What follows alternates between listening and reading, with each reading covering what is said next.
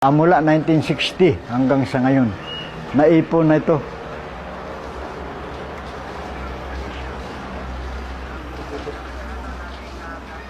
Ito po, ang tawag nito, haring bakal.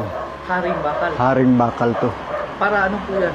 Ang haring bakal nito, kapag nasa sasakyan ka, na hindi mo ma-cross doon sa sasakyan mo, puputok yung mga tire, mga gulong.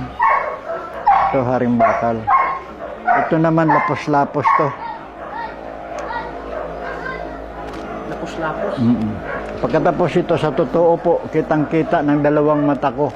Noong 2004, na yung bulitas na hinahawakan ni Commander Ligaya, nagiging lana. Ito po.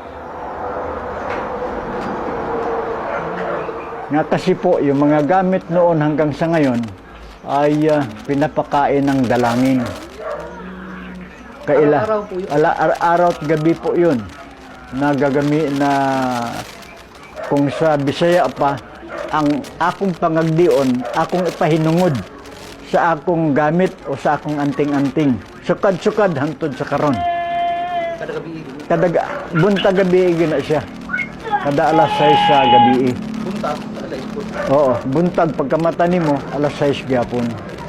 Kay mabatyagan man nimo nga ingkaso nga imong mabatyagan nga murag maghina mawala ang bisa. Kana gani ang sako as per advice ni Commander Ligaya, ginapasuhan ako ni Juan insinso para mawala ang mga espiritu nga dili maayo. Karon kani siya